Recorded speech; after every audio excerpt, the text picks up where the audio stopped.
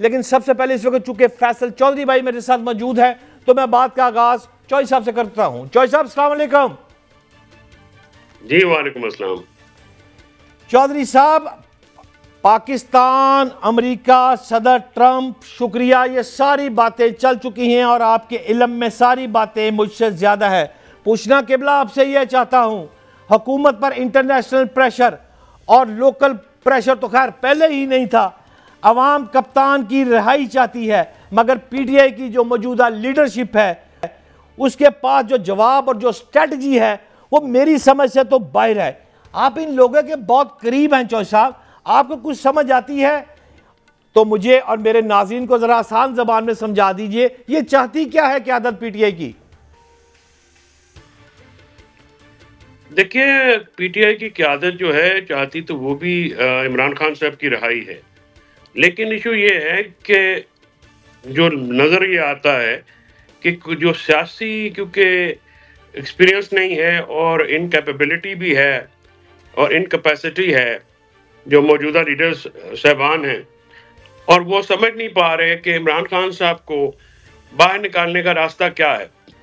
खासकर जब international pressure जो है वो भी ऑफ हो गया है, यानी उस तरह से नहीं है। और इंटरनेशनल प्रेशर का शहजाद भट्ट साहब, अगर फॉर एग्जांपल इंटरनेशनल प्रेशर आता भी है तो उसका जो एंड रिजल्ट है वो हमें मियां नवाज शरीफ साहब की तरफ से नजर आता है कि सबसे ज्यादा बेनिफिशियरी इंटरनेशनल रिजल्ट के प्रेशर के वही रहे। वो 2 दफा मुल्क से बाहर गए हैं और फिर वो डील करके बाहर डील करके वापस आए। इमरान खान साहब ने डील नहीं करनी, इमरान खान साहब ने बनी गाला जाने से इनकार कर दिया था। तो अब उसका जो अब पब्लिक अपराइजिंग भी 26 नवंबर को आपने देख ली, हमने शहादतें भी दी, काफी बड़ी तादाद में बंदे भी निकले, लेकिन उसका कोई हमें वो नहीं मिला, कोई आप ये कहें कि हमारा मटेरियलाइज ना हो सका मामला। अब तीसरा जो और लास्ट ऑप्शन पॉलिटिकली जो अवेलेबल है वो है ग्रैंड अपोजिशन अलायंस। अब ग्रैंड अपोजिशन अलायंस जो है जाहिर है वो क्योंकि मुख्तलिफ पार्टियां हैं, इत्तेहादी पार्टियां हैं, उनका आपस में एक मामला चल रहा है।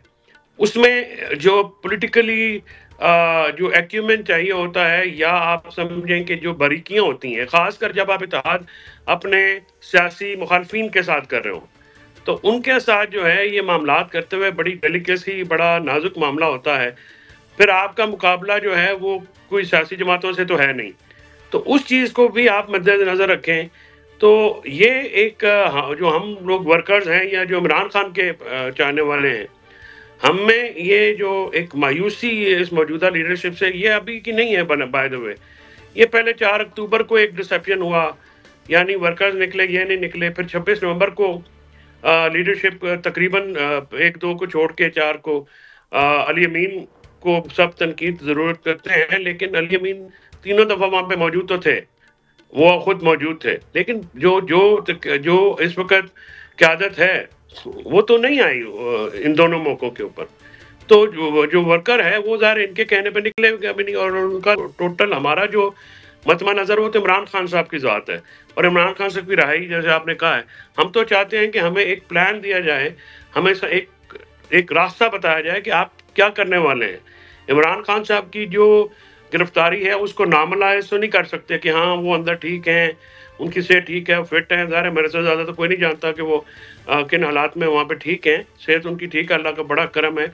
और लेकिन हैं तो जेल में, है तो एक 6x8 का सेल है ना जी, उससे बाहर कैसे निकालना है, उसका कैसे कोई अपना रास्ता क्या है, वो रास्ता जो है अभी तक हमें लीडरशिप देने में नाकाम नजर आती है। रास्ता जो है वो लीडरशिप देने में नाकाम नजर आ रही है। लेकिन इसके साथ साथ मैं आपसे थोड़ी सी तशनीगी चॉइस साहब आज मुझे रह गई है आपके जवाब से, लिहाजा मैं इसी तरह का दूसरा सवाल भी आपसे यही पूछना चाहूँगा कि पीटीआई का जो एहतजाज का ऐलान है अडयाला जेल के बाहर करती है, मीटिंग जो हैं वो पेशावर KPK में हो रही हैं, इन मीटिंग जो पेशावर में हो रही हैं, लाहौर में एहतजाज कैसे मुमकिन है? और दूसरी तरफ आपने अभी फरमाया ग्रैंड अपोजिशन इत्तेहाद की जो बातें हैं, तो फैसल चौधरी भाई CM जो गंडापुर है वो मौलाना फजलुर रहमान के खिलाफ दबंग ऐलान कर रहे हैं, आप अपोजिशन इत्तेहाद की बातें कर रही हैं। हाउ इट पॉसिबल सर, कि समझाएं जरा कुछ। देखिए, अली अमीन का एक तो क्रिटिसिज्म जो है मौलाना के ऊपर वो अभी नहीं आया है। अभी अली अमीन की भी रिजर्वेशंस हैं। देखिए ना अब्बास साहब, आप मौलाना साहब की रिजर्वेशंस बिल्कुल हैं और उनको एड्रेस होना चाहिए, क्योंकि अगर पीटीआई और जेयूआई एक इत्तेहाद में नहीं होगी तो वो इत्तेहाद तो फिर कुछ भी नहीं, इफेक्टिव नहीं होगा पॉलिटिकली। अब मैं माजरत चाहता हूँ, पतंगलामी की माजरत चाहता हूँ फैसल भाई, जरा आप शॉर्ट सुन लें तो फिर आपको आसानी हो जाएगी। जरा शॉर्ट चलाइएगा गंडापुर साहब का। फैसल भाई सुना आपने जी? अब आप जवाब मुकम्मल कर ले। देखिए अली अमीन साहब को भी जो है ना अपनी ज़ाती जो मुखासमत है उससे ऊपर उठना पड़ेगा, अगर वो इमरान खान की रिहाई और ग्रैंड अपोजिशन अलायंस चाहते हैं। क्योंकि जो अली अमीन साहब ने पहले कोशिश की है, एस्टैब्लिशमेंट के साथ बातचीत हुई, वो कोई कारगर साबित नहीं हुई। इसी तरह से अब हमारी दूसरी लीडरशिप ने ये कह दिया कि किसी का एहसान नहीं है हमारे साथ आना या ना आना। ऐसी गुफ्तगू से जो है ना वो ज़रा आप हार्ट बर्निंग होती है, और उस ये एक पॉलिटिकल तरीक़ेकार नहीं है। जब आपने अगर पॉलिटिकल ताउन लेना है और इसमें हक की बात करें तो पीटीआई ने सोलो फ्लाइट्स 2 ली हैं, उसका नुकसान हुआ है। 4 अक्टूबर को, 26 नवंबर को हमें अपना जो रिजल्ट है वो नहीं मिल सका, या तो मटीरियलाइज हो जाता ना। इसमें कोई शक की बात नहीं है कि हमारे वर्कर्स ने बहुत मार खाई है, रेजिलिएंट रहा है हमारा वर्कर जो है, हमेशा उन्होंने, मर्द हों, पार्लियामेंटेरियंस हों, आम वर्कर हो, तो ये सारी बातें, हमारी पार्टी से रेजिलिएंट पार्टी कोई नहीं है। लेकिन जो फेलियर नजर आता है वो यहाँ पे नजर आता है कि हम इमरान खान साहब को की रहाई जो है उसके ऊपर कोई इफेक्टिव एफर्ट जो है वो नहीं हो सकी, और अभी हम जो हैं सारे एक बंद गली में दुरुस्त कह रहे हैं, एफर्ट नहीं हो सकती। मेरे काबिल एहतराम फैसल चौधरी साहब, मैं जाता हूं इख्तियार वली साहब। अस्सलाम वालेकुम, कैसे हैं जी? Thank you very much Bhatt साहब, बहुत शुक्रिया। इख्तियार भाई, चेयरमैन सेनेट यूसुफ रजा गलानी ने 2 गिरफ्तार सेनेटर के प्रोडक्शन ऑर्डर जारी किए। एक तो सेनेटर ऑन साहब तशरीफ लाए आए, दूसरे एजाज भाई जो थे सेनेटर एजाज चौधरी साहब, वो ताहाल वापस नहीं आए। आपसे ये पूछना चाहता हूँ, एक तरफ मुस्लिम लीग नून की हुकूमत पीपल्स पार्टी के तावन के साथ चल रही है और आप उनसे नाराज़गी भी नहीं चाहते, फिर आप चेयरमैन सेनेट के लिए सुबकी का बाइस बन रहे हैं, वो ऑर्डर जारी करते हैं, आप अमल दरामद नहीं होने देते। कहानी असल है क्या? जी thank you very much Bhatt साहब। देखिए, जहां तक आपने देखा और आपने खुद ही बात कर ली कि बपी साहब जो हैं वो सेनेटर साहब वो आ गए हैं, वो पेश हो गए हैं, तो इसके बाद जो है चौधरी साहब भी आ जाएंगे, और जो मामलात हैं वो उनको मेरे ख्याल में हम सबसे ज़्यादा पता है चेयरमैन सेनेट को कि कहाँ पर क्या मसला है, या उनके आने में क्या वो है, सुकम है या कोई मसला है, तो वो उसको दूर भी कर सकते हैं।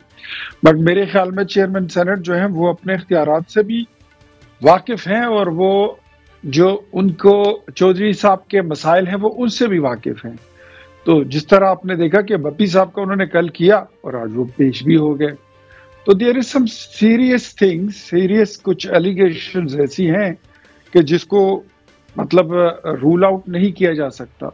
लेकिन ऑल दो ऑन द अदर हैंड मैं समझता हूं कि जहां पर चेयरमैन सेनेट का उसकी रूलिंग होती है, उसका अपना एक उसकी एक इम्पैक्ट है, उसकी अपनी एक वैल्यू है, तो उसको भी नजरअंदाज नहीं किया जा सकता। so मैं आपकी बात को तस्लीम करता हूं, मैं आगे चलता हूं। मैं आपसे ये पूछना चाहता हूं, मैंने आपकी बात तस्लीम कर ली कि इत्तेहादी सब एक पेज पे है। अगर इत्तेहादी सारे एक पेज पे हैं तो इख्तियार भाई इतनी भारी भरकम जो काबीना प्राइम मिनिस्टर ऑफ पाकिस्तान ने बना ली है, ये तो उस बात की निशानदेही नहीं कर रही कि कुछ दाल में काला है।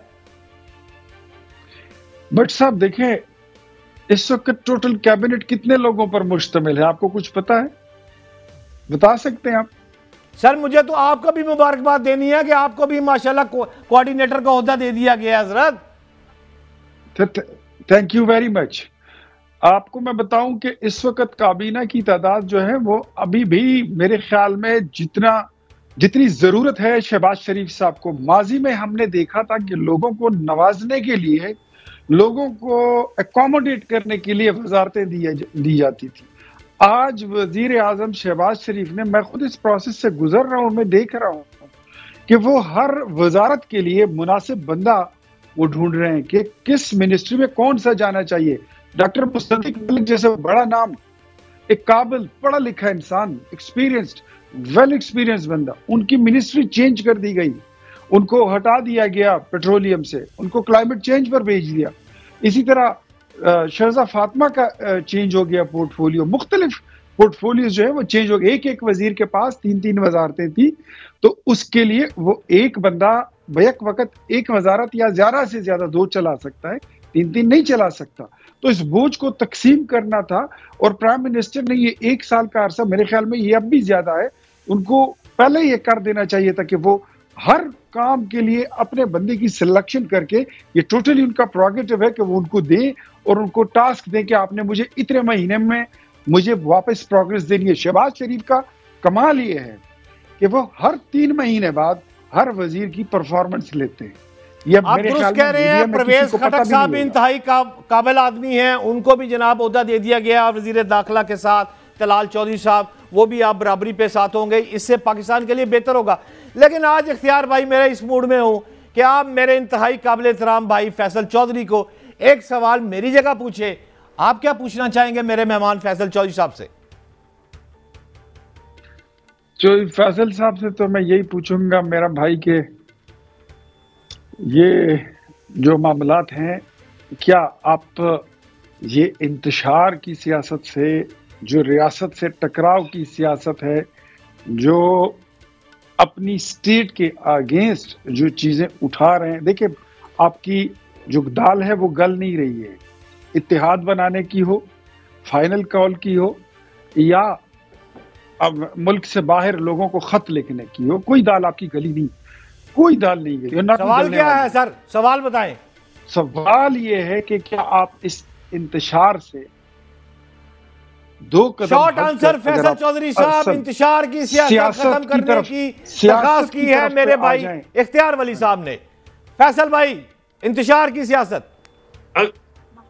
जी, इंतशार की सियासत तो हम करते नहीं हैं, लेकिन हम अपनी जद्दोजहद जो है करते रहेंगे, और हमारा आवाज़ उठाना इनको इंतशार लगेगा, क्योंकि हम सच बोलते हैं। तो इख्तियार भाई जो हैं वो हमारी कड़वा सच बर्दाश्त करते रहें और सुनते रहें।